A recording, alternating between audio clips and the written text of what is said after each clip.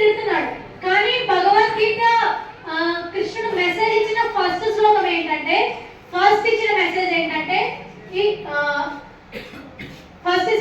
ఏంటంటే దుఃఖపడద్దు. So do not lament.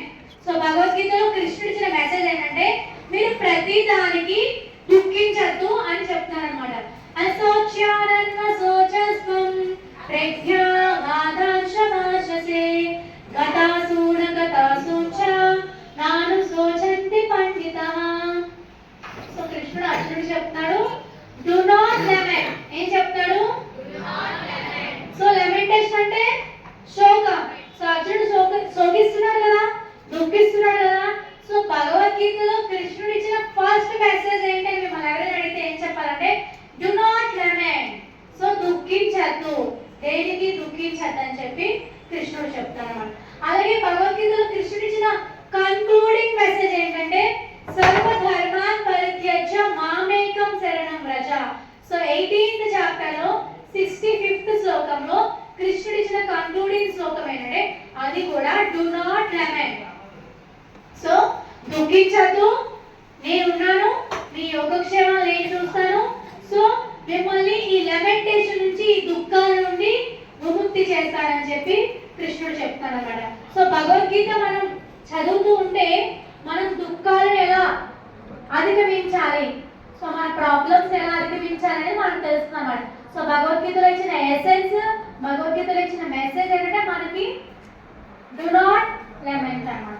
So ఈ శ్లోకంలో కృష్ణుడు ఏం చెప్తున్నారంటే టాలరెన్స్ కోసం చెప్తున్నారు. ఏం చెప్తున్నారు?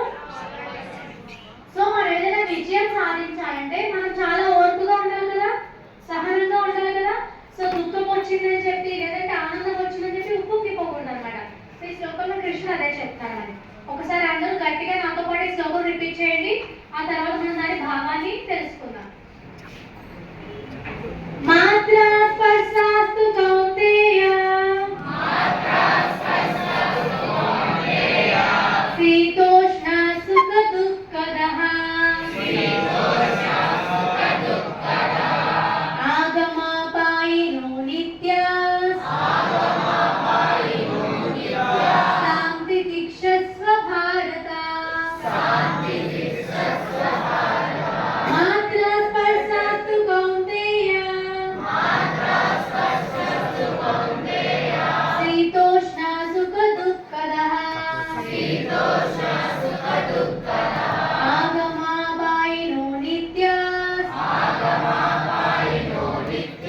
శాంతి దీక్షస్వ భారత. సో ఈ శ్లోకంలో కృష్ణుడు అర్జునుడికి ఏం చెప్తాడంటే ఓ కౌంతేయ. సో ఇక్కడ కృష్ణుడు అర్జునుడిని రెండు పేర్లతో సంబోధిస్తాడు అనమాట.